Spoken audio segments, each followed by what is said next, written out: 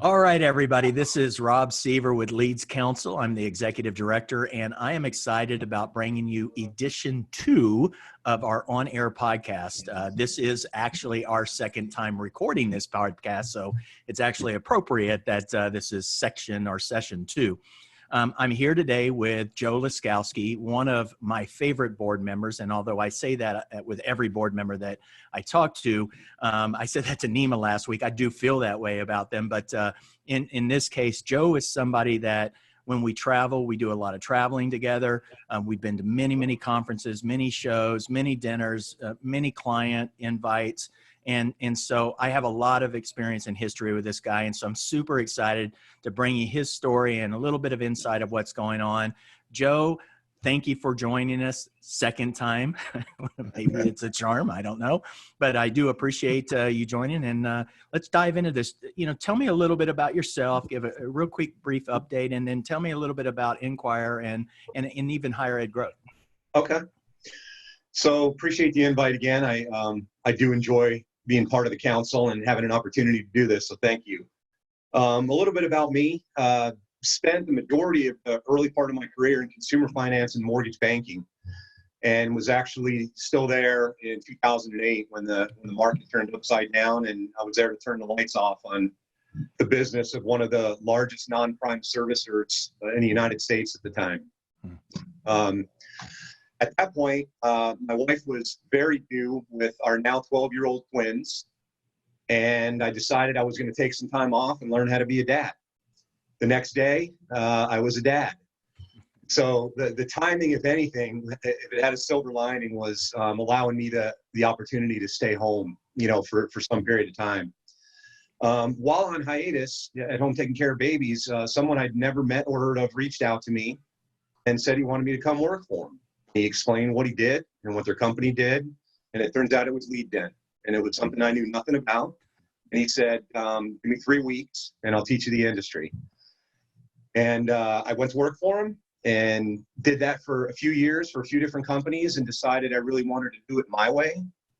And when the opportunity to join the partnership at Higher Ed Growth presented itself, I jumped on it. And that was about 9 years ago now. And I've definitely learned that I like being self-employed.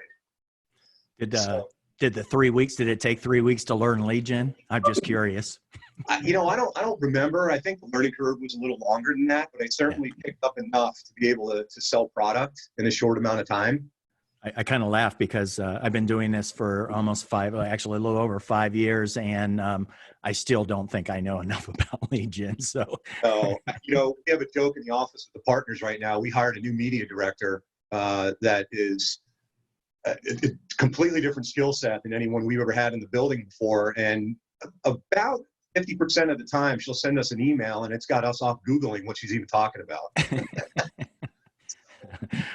We do know that we need a glossary of terms for sure. We've discussed this before. I want to stop a little bit or just back up a little bit because, you mentioned your children and, the birth of your children and how much that impacted the decision-making and subsequently that path that you took moving forward.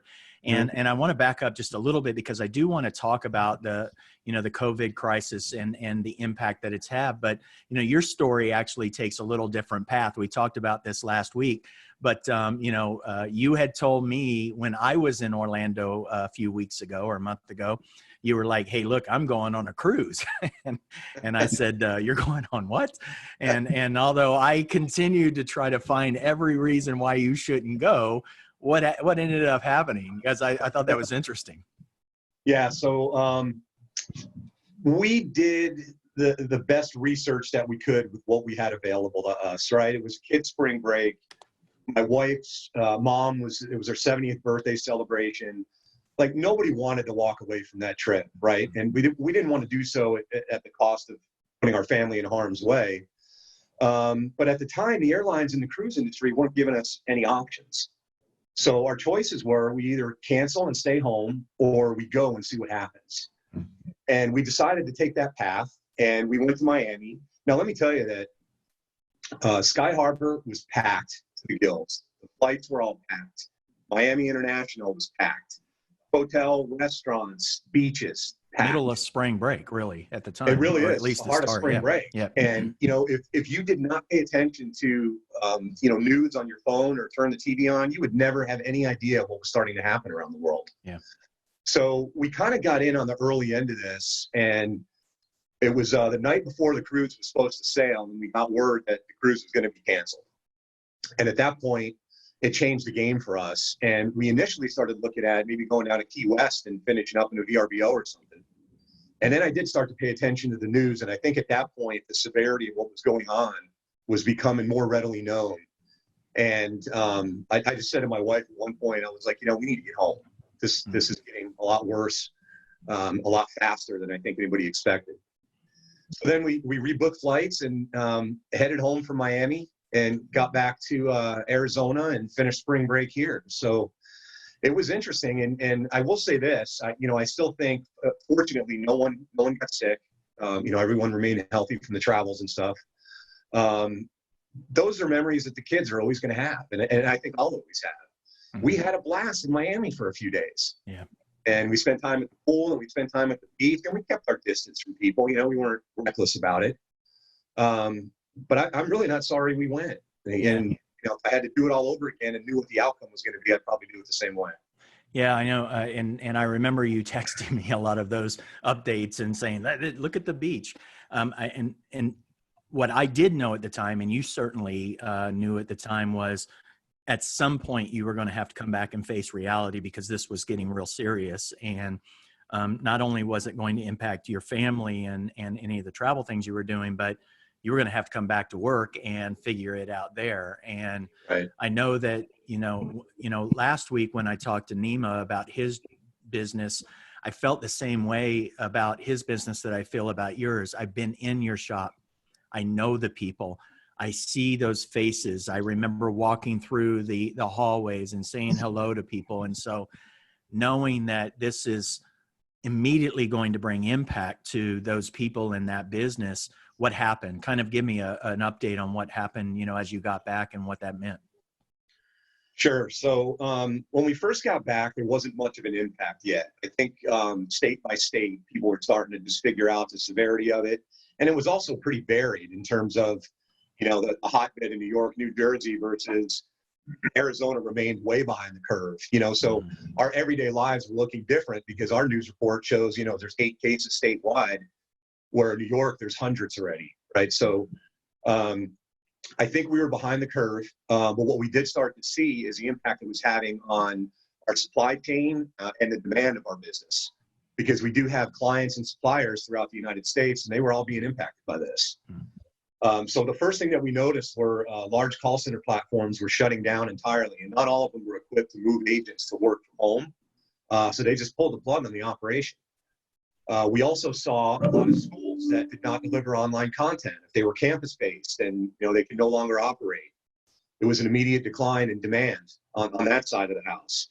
And even the schools that could operate, their narrative was, we're not sure how this is going to go, and we're not going to throw a bunch of money at marketing in the hopes that we're going to get people to enroll. So it really kind of pulled back. And I'd say, for this month especially, we're probably seeing demand off by about 40%. So it's had a significant impact on the business, and it really forced our hand quickly to make some decisions that were kind of in the works. And to elaborate on that a little bit, we rebranded the business in Q3 of last year, and we changed from higher ed growth to Inquir and EDU Maximizer to Match Maximizer. And we did that because our plan was to become more vertical agnostic. And we knew it was time for us to move into other verticals and expand where and how we do business. What we didn't plan on was having to do it in this fashion, and our hand was really forced by COVID because we had to make a lot of decisions fast. We had to make some difficult decisions in terms of staffing, but it allowed us to kind of sit down with a blank whiteboard. And we just said to ourselves, if we were creating this business today, what would we do?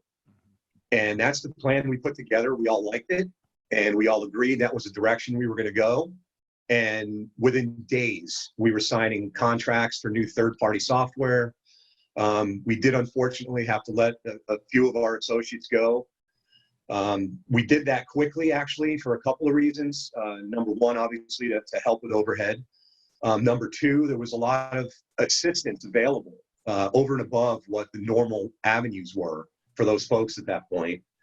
And number three, where we were taking the business, those three roles probably didn't have a future there anyway. So we decided to make that decision right away. I know that's difficult for you because I knew those people as well. And so I know how you wear those things on your sleeve. You and I have talked about this offline, and that was a tough day. Yeah, I remember the night before you texted me saying, "Hey, look, I'm going to make some tough choices tomorrow," and I could just feel the weight of those decisions, and I certainly know that they're not easy on you, and so appreciate the fact that you've shared that with us. I want to go back just a little bit.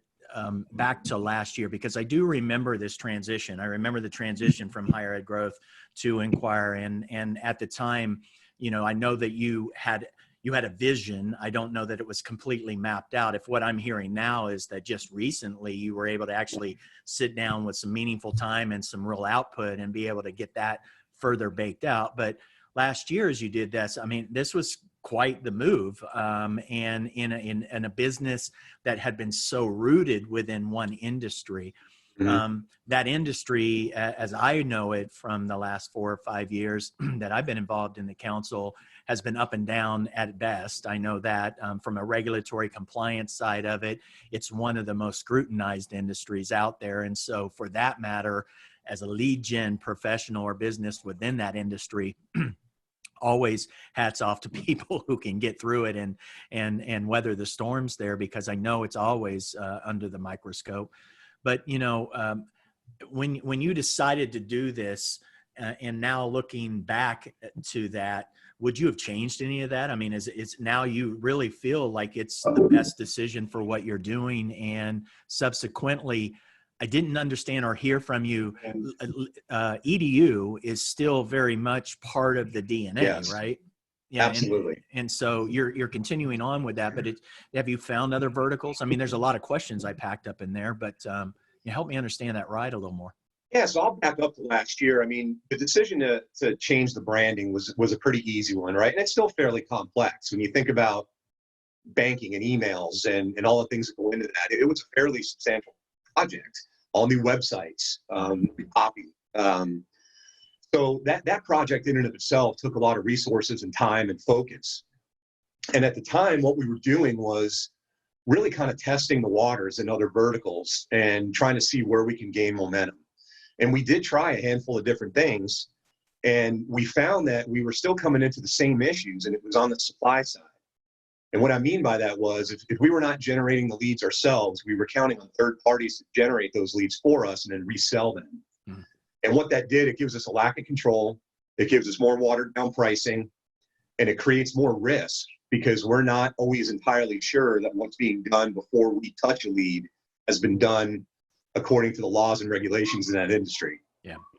So that problem wasn't going away.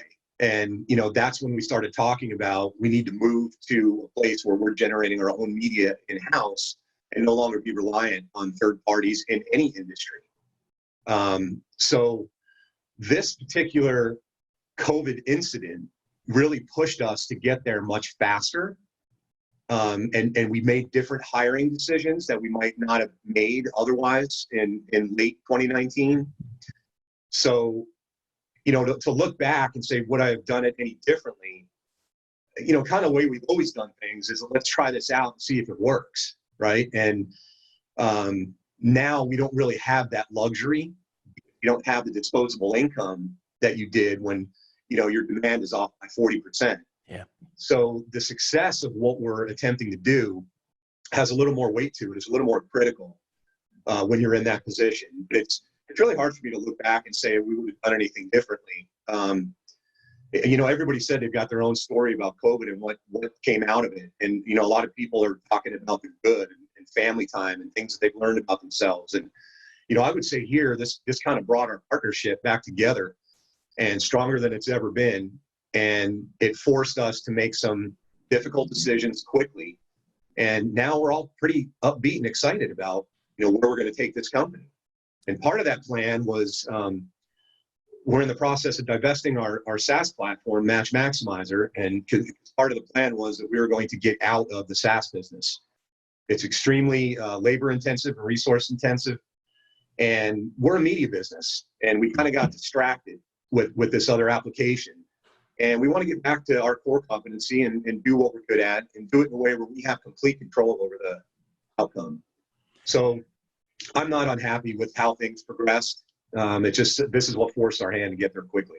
So when you say you're a media company, because I remember you saying this last week and I asked you, just help me understand. I mean, obviously I understand the technology from the SaaS standpoint and the support and the development that required and the resource that goes into that. But as a media company, help me understand when you say media for those who might not really appreciate or understand what you're doing. What does that mean when you say media? So we are what I would call a digital agency, a digital media company, and everything that we do is online. So we are not operating in the media as it relates to TV or radio or print or anything like that. Our business and our expertise has always been matching consumers with a business that has a product or service that they're interested in purchasing. And we developed technology over time that created efficiencies for that. And it ended up kind of creeping over and taking on the majority of our resources. So when I say go back to being a media company, we want to go back to matching consumers with businesses that have products or services that they're interested in, do so ethically, legally, and have complete control over that entire chain. And that's the path that we're on. And I imagine as early as next week, you'll start to see some announcements about our latest project. Wow, it's a scoop. Look at that. I Yeah. mean, we know we're going to be announcing something next week. That's also awesome. If you want to use the council as part of that conduit, I'll be more than happy to assist that. I love being the scoop. I'm going to bounce around a little bit, which my ADD allows me to do at times. I know that when we talked a little bit about what that transition for the company has been, you guys are you working 100% remotely now? For the most part, we never made a mandate where people had to stay home. All of our staff is working from home except our CEO, who lives right around the corner. Our controller, she wants to come into the office. She's not really equipped to do that job remotely. And one of our developers has just chosen to continue to come into the office. And they're in completely different spots in the building. Mm-hmm. We've continued to make sure the building is clean and sanitized and all of that's going on a regular basis. But a majority of our team is working from home and doing so successfully. So you don't feel like there's been any misstep? One of the things that I just talked to another board member, and I'm hearing this almost unanimously from everybody. We're working harder than we've ever worked. Do you find that that's the same case? I'd be lying if I said I wasn't a little nervous about going 100% to work from home and what that would do to productivity. And after the first week or two, I was actually surprised at how good communication was and how much work was getting done. And there's also a point where we thought, is this kind of the honeymoon phase, right? But, we're going on 4 weeks now. And the truth is, part of it is because we're changing the direction of the business. But I'm busier than I've ever been in a very long time. And I'm hearing that exact same thing from everybody on our team. Yeah, so am I. It is, if anything, it's harder to walk away when you're at home and you don't have drive time to unwind and things like that. So it comes with its own set of perils, but productivity has not suffered. I know that personally, and you and I have talked about this, we definitely do miss, though, that personal connection in person, that travel, that getting in front of people. And I know for you, that was a tremendous component of your yearly schedule. Mm-hmm. And I would imagine you're like myself, struggling with the adjustment of sitting and not going. Yeah, I think this is the longest stretch I've gone without being in a hotel or airplane in 4 years that I can remember. Thank God for the statuses being extended, right? Every one of them. No, that made me feel better. I do have a question about that, though. we can only look in the crystal ball so far, right? And we can read news and it just, if this.com and this.com, completely different stories. It just, you can't find, unity between one news outlet and the other news outlet. And so for you, knowing that, and we just talked about it, traveling and getting in front of people in conferences and, those types of events to make our businesses successful, what are you doing to try to plan for that? Or do you feel like, okay, a conference that was in November, that's probably still a safe bet for me? Or is it all bets are off? I mean, what's your mindset for that right now? How are you addressing it? So it's really hard because we're still kind of in this uncertain phase about when things will start to go back to normal, or the new normal as it's called now. There's a pretty big event in New York in August that I would typically attend. I'm not sure that New York in August is going to happen. My guess is we're probably not far away from seeing that get pulled. Beyond that, it's really hard to say. And, I'm kind of reserving Q4 to see what happens throughout the United States and what that does to the traveling conference. And then another big part of that is going to be, as we've shifted directions in our business, will the same events that I've attended over the years remain relevant? I know a few of them will, but are there some new things that, we'll start to do that we hadn't done before? Or are there some that don't make as much sense as we diversify and change the way we do business? So I was pretty uneasy for a little while there about, staying put, not knowing how we were going to continue to promote. But I think I've kind of settled into a place where I'm just going to wait and see and then make the best decisions possible once I know that, we're back on free reign, so to speak.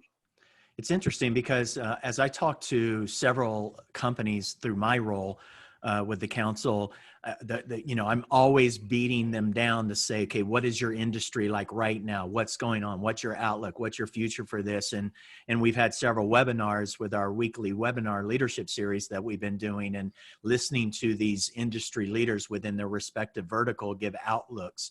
And so, as you also have transitioned your business and 3 months ago thinking, well, I was going to double down in home services versus, home care or whatever.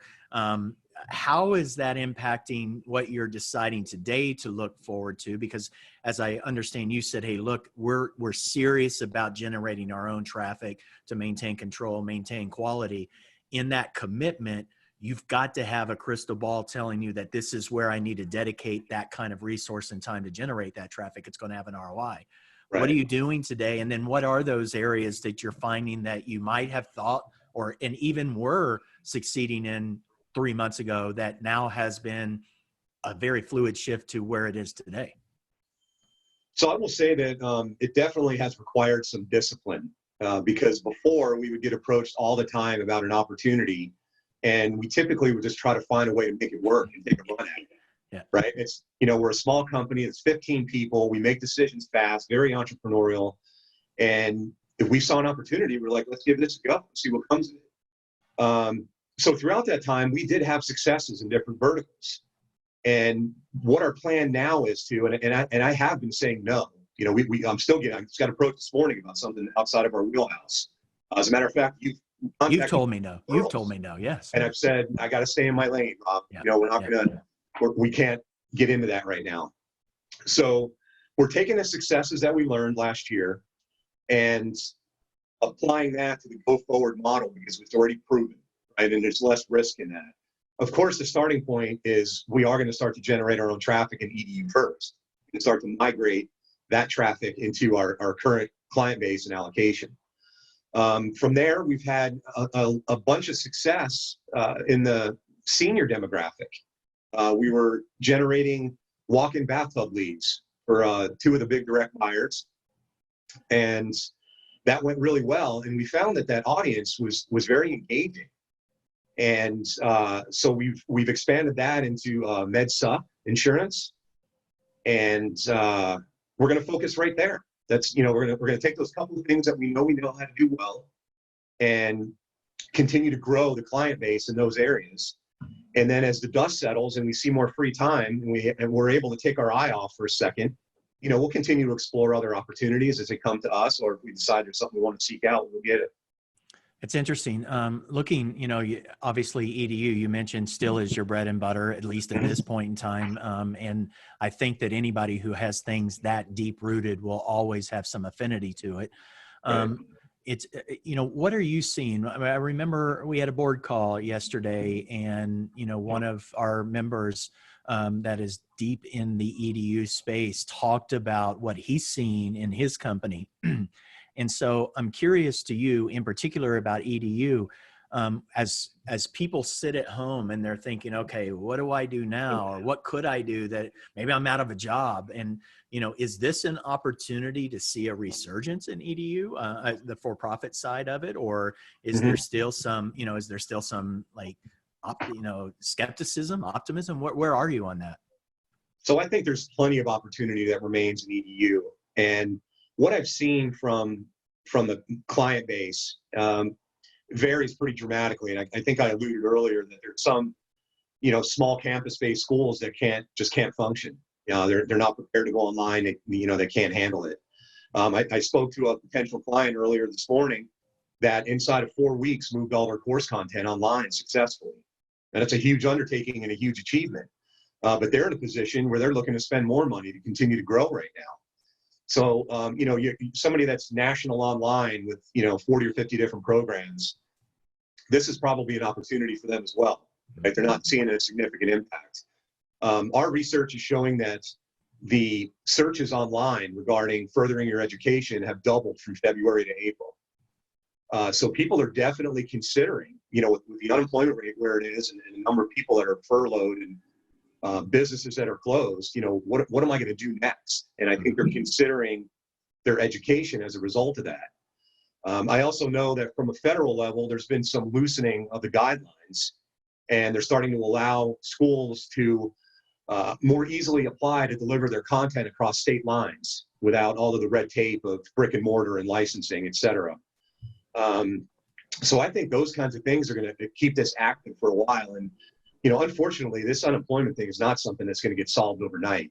A lot of the businesses that, are not closed temporarily that did let people go, there's going to be a recovery period where they can start hiring those folks back, right? So I do think there's tremendous opportunity, and I think it's an opportunity for the consumer to figure out, I've got this time. Should I invest in my future and pick a different path? That makes sense. I've heard, obviously we heard yesterday on the board call very similar comments about the space. And so it's a very, in my mind, fluid industry, but it also takes me to the next series of questions that I'd like to move toward, because as the executive director of the council, our mission is focused on best practices, setting standards, making sure that we're protecting the consumer, staying out of harm's way, listening to the Federal Trade Commission and Andrew Smith talk about, how we should treat consumers and how he's holding our industry accountable. As you've moved from higher ed growth to Inquir, and then obviously being in a very regulated space. I remember, for example, you talked about the nuance between industry and vertical, and just jumping into a new vertical isn't all that you need to consider, that like, oh, there's opportunity over there. You also have to consider the risk, and part of that risk is the regulatory compliance side of things, right? Right. So as you maneuver this company into uncharted waters, how are you taking the learnings that you've been beat into submission in regulation and compliance in a very regulated vertical, and how are you taking those best practices as you explore other opportunities for Inquir and have you move forward to open up new possibilities in verticals? Yeah, coming out of EDU and as highly regulated as it's been, and I've seen that progress pretty drastically in the last 5 years.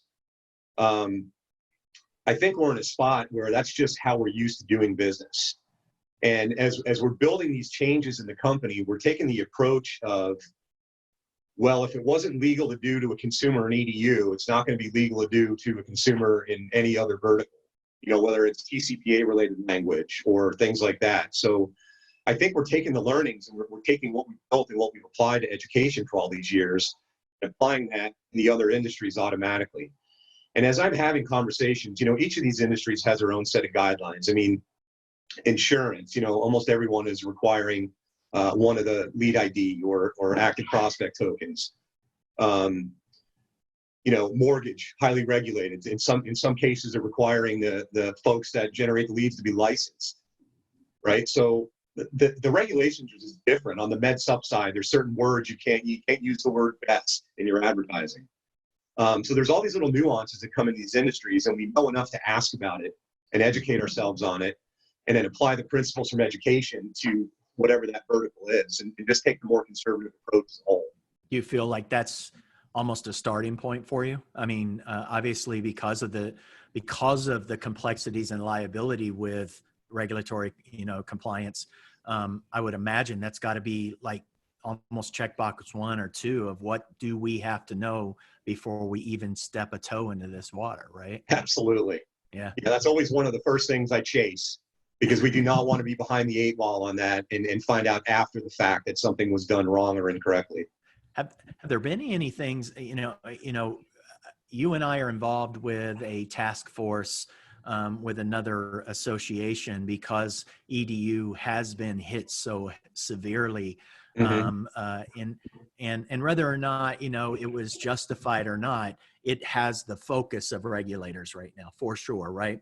And so, I remember sitting around that table and hearing, blame the lead generator and blame the lead generator. And if we would just get rid of lead generation, we wouldn't have these problems. But, as I continue to listen to that story around the table, I think most people realize we are required. We know what we're doing in this space, and that makes us a valuable tool, asset, and almost a requirement within these other verticals. And how do you approach that when, at times people are looking at you so almost in a hostile format, and I saw you keep your cool during those conversations and keep going back to the root of what we're doing and how we're doing it. Is that correct? Yeah. So there's definitely that school of thought out there, and my gut tells me it's the minority. I think most school owners and school executives know and understand that lead generation from third parties plays a role in their business, and that there are people out there doing it the right way. Are there bad apples in the industry? EDU and all the rest of them, right? That's it. That's just the way the world works. Right. And because it's an online business, you often have folks from outside the United States that are a little more untouchable, that, don't necessarily play by the same rules either. So I think the folks that feel that way are in the minority. Definitely, got tough skin over the years and having those conversations, but I really never took it personal, because our goal was always to do things the right way, right? We didn't want to mislead the consumer. We didn't want to mislead our clients. It's not in our character. And, I'd rather sleep at night and make less money. It's not that important to me to take that path. You doing more of that lately? Yeah. The sleep part for sure, right? We've always been ahead of the curve on the compliance stuff. I remember when lead ID became a requirement in EDU, and the industry was just turned upside down. And we had that thing ready to go 3 weeks before the launch date. Yeah. We were the third client that Jornaya ever signed on as lead ID. So we've always taken the approach of, if there's a way to ensure that things are being done the right way, we're all about it. Yeah. And I think the problem is that not everyone has had that mindset in all industries. And the folks that feel like, lead generation bad, make them go away. I just don't know that they're seeing the whole picture. Well, I mean, I think that's where I really want to kind of cap this and get off. I've ran over, which you and I typically do when we're doing conversation. I will tell you, though, that I have repeatedly checked the recording button to ensure that this is still recording for our people out there. I want to wrap it up with this conversation of what you just talked about, and the responsibility to the industry, responsibility to your customers, responsibility to the consumers that are out there, and your commitment to the council as it relates to putting your money where your mouth is and putting the resource of your time and energy into doing not only things like this, but, meeting and working for the council, specifically our marketing side of things. What has that meant for you? And I'd like to just kind of end there and talk about the council just to wrap it up at the end, but help me understand, what has the council been for you, and where do you see it going, and why people should join? So it kind of goes back to what I was just talking about. The council stands for education and creating standards for our industry, for the companies that are doing things the right way. And it's been a lot of fun for me to see this grow, because I was kind of, back in the mix early on for V2 of LeadsCouncil. And, I think I'm 5 years on the board now. To think about the 25 or 28 board members that we have and what those brands represent, it's still kind of, when we sit around a conference table, we're all in the same room, I kind of look around and I'm like, lead gen is sitting in this room right now. Right. Like, represents so much of our industry and what we're about. So I've seen so much done by the council in terms of, whether it's a podcast like this and education and, the presence at conferences and, interaction with other organizations and trying to add value and work together, to continue to not only grow our membership base, but, make people aware of what the council stands for. So I've really enjoyed and still enjoy being part of this group and this council. And I think it's another, and I think all the board members feel the same way. It's another thing that represents, I'm willing to put my time and money into this organization because we want to do things the right way. And we're all here to ensure that that continues to happen. So I couldn't be any happier with where the council is. And I still see it continuing to grow and expand its reach and what it's capable of. And a big part of that is, due to your efforts and, your ideas and where you've taken the council. I know a lot of it. You're a one-man band, and, managing just our board alone, the tall order. So I wake up and live, breathe, and eat this thing every day. And finding somebody that wants to sit down and just have a beer about it sometimes is difficult. But I certainly appreciate your kind words. I certainly appreciate the energy, the money, the resource, the time that you've put into this thing. It's through those efforts that allow me to sit back and do these types of things. And I appreciate your kind words for things that I've done. It's very personal to me. So when we get to do these types of things, it comes from the bottom of my heart when I say I thank you. So, without any further ado, are there any additional comments before I close off or sign off? No, I think we covered it. Well, let's just cross our fingers and hope that this time there's actually a recording of this. I don't think you're going to give me a third shot. And as you mentioned, maybe before this, if you do, it's going to be at a billable hour, right?